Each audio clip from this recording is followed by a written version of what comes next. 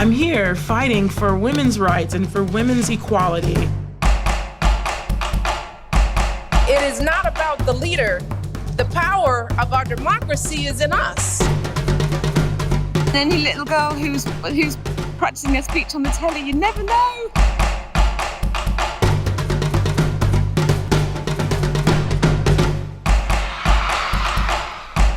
We have our voices, and we are not going anywhere.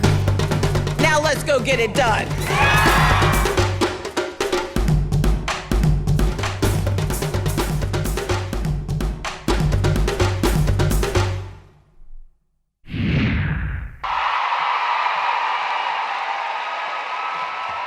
Good evening. What's all this talk about women's rights? Little man in the back there say women ought not to have as much rights as men because women needs to be helped into carriages and over mud puddles. Well, I tell you, ain't nobody helped me into no carriages, and I ain't been helped over nary a mud puddle, and ain't I a woman? I done planted and plowed, gathered into barns, and worked as much and ate as much as any man when I could get it, and no man could head me, and ain't I a woman? I done born 13 children and seen them all sold off into slavery, and when I cried out with a woman's grief, ain't nobody but Jesus heard me. And ain't I a woman? What I know is if one woman, Eve, was able to turn this world upside down all by herself, look like to me all these women's in this room together ought to be able to turn it right side up.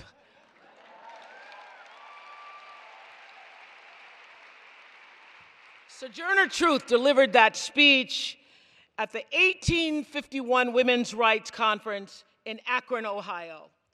And little did she know that 168 years later, her words will still ring as clear as crystal, and I'd be delivering them to you, women in the world, at this magnificent gathering tonight.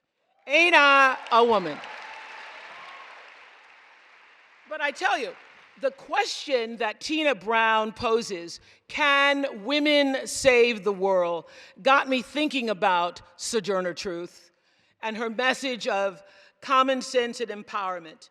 It also reminded me of a moment that I shared with Nelson Mandela in his living room several years ago. I had just told him that I wanted to build a school for girls in South Africa, and he asked, why only girls? And I said, because I am one, and because I understand what it's like to have been a poor girl wanting to do good in the world but not having the means to do it. And that the future of the South African nation really depended upon finding leadership and partnership of great women.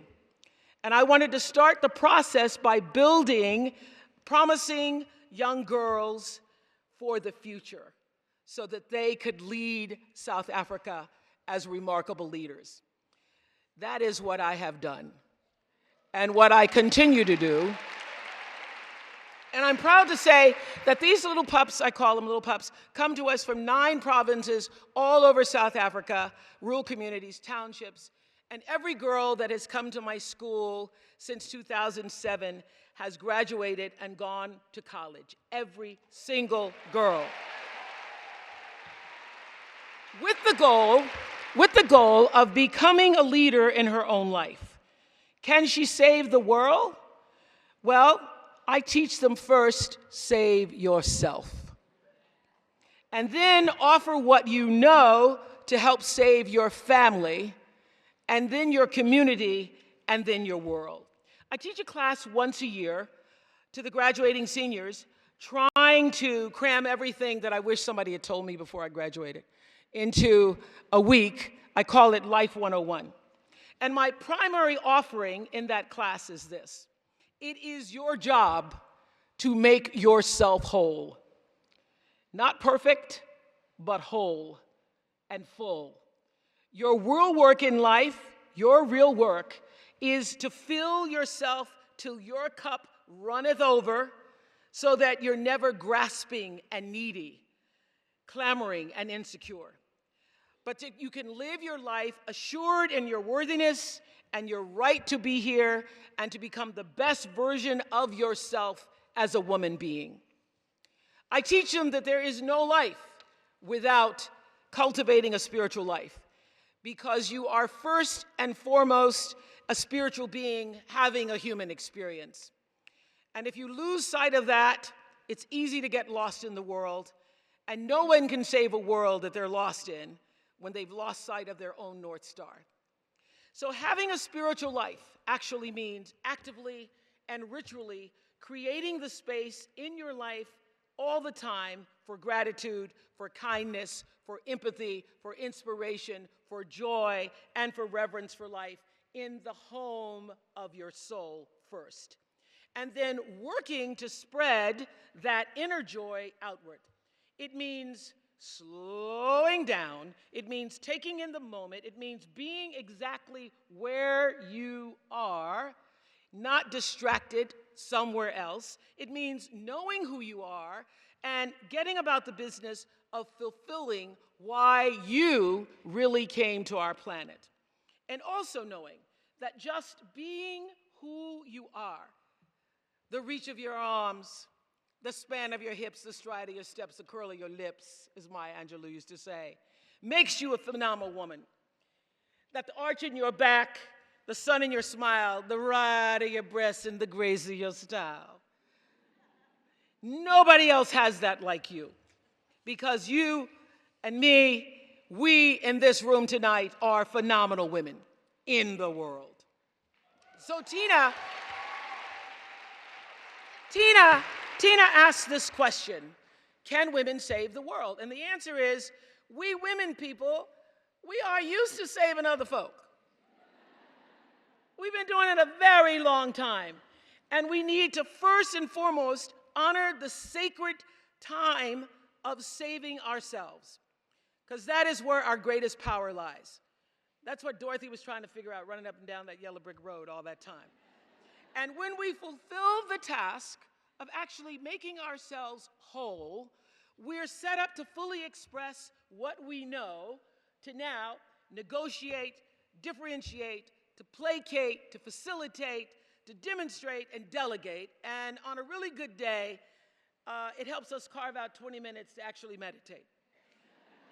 And on a really, really good day, like the one we had last January, some of those very skills helped get 42 new women sworn into Congress.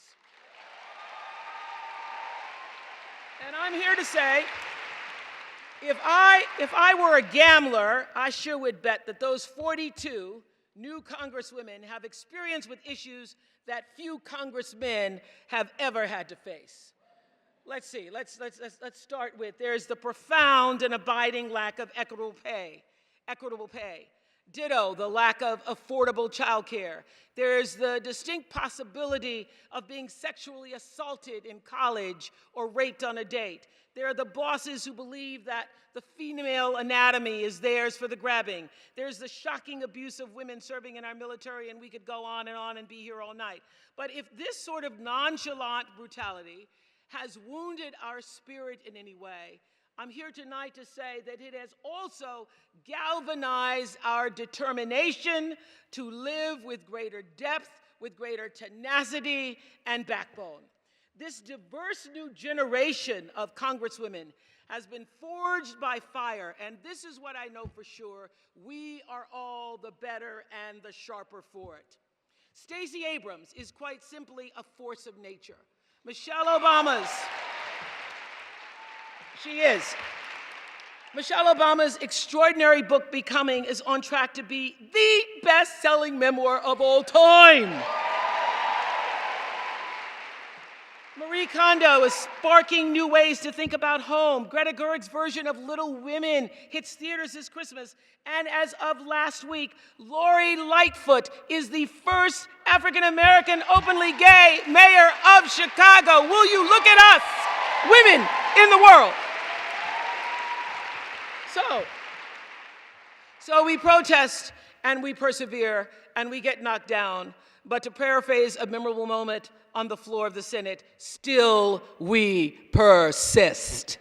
We prove ourselves again and again and again, and we maintain a healthy skepticism, but we refuse to become cynical. We cultivate optimism, but we are nobody's fool. We are diplomats. We are advocates, as you've seen here tonight. We are troubleshooters and problem solvers. And despite NASA not being able to come up with one extra spacesuit in a size medium,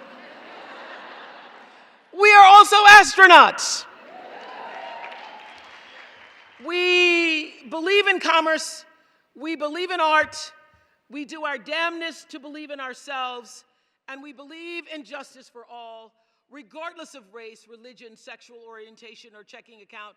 And as hard as it is for some folks to fathom, the vast majority of us also believe we can determine the right reproductive choices for our own bodies.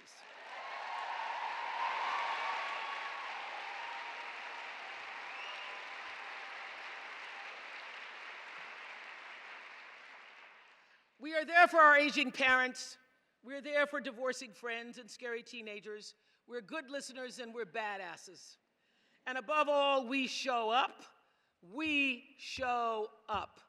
Can women save the world? I'd say we've been doing exactly that, Tina, for so many years. Whatever the reason, women are givers of life, not masters of war. And conferences like this one actually inspire us to continue to do the work.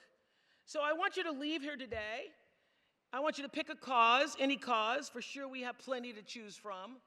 There's gun violence and climate change and systemic racism. There's healthcare and media bias. The homeless need opportunity and the addicted need treatment. The dreamers need protection.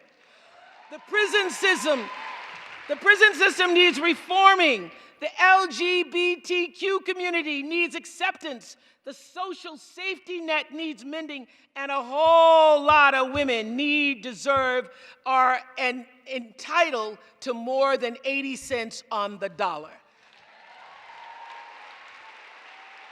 So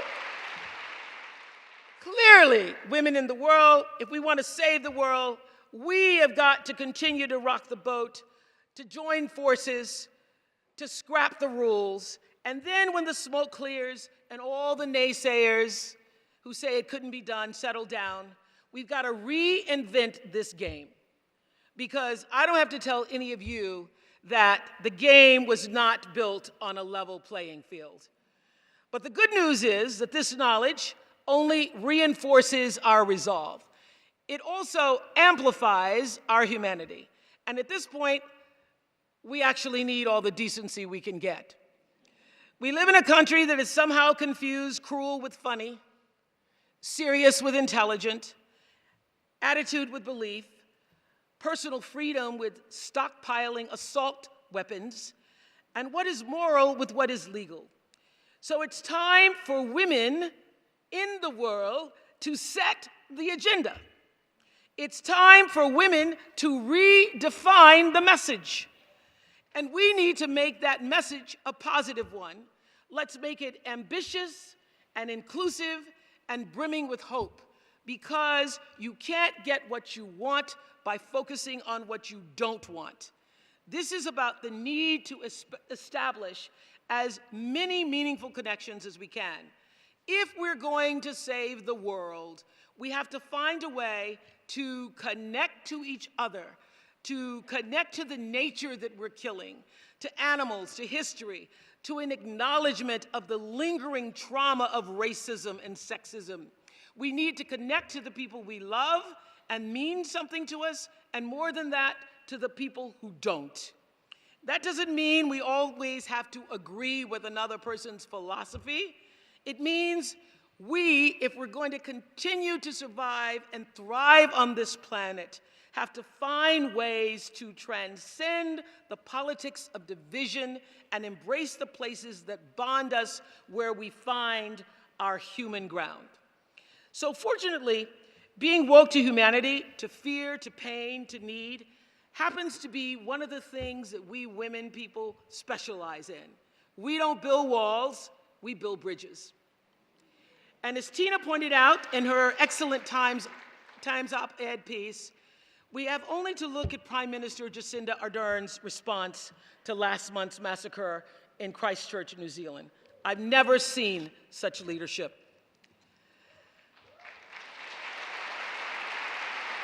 The Prime Minister is a woman who has the courage of her convictions, and she set a global standard in leadership with her response. The answer, she said, lies in our humanity. We each hold the power in our words, in our actions, in our daily acts of kindness, she said.